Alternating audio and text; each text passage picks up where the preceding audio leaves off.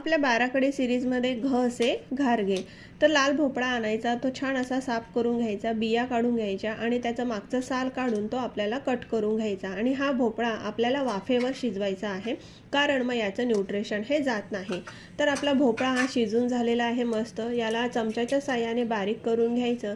त्याच्यानंतर हा पाव किलो भोपळा आहे, त्याच्यामध्ये 1 वाटी मी गूळ टाकला, खसखस टाकलं 1 चमचा, त्यानंतर इलायची पावडर, नंतर मग तुमच्याकडे जायफळ असेल तर ते किसून टाका. माझ्याकडे पावडर होती तर अर्धा चमचा जायफळची पावडर टाकली, 1 चमचा तांदळाचं पीठ टाकलं आणि गव्हाचं पीठ लागेल तसं मी इथं हे वापरलं आहे. छान असा गोळा आपल्याला करून घ्यायचा आहे.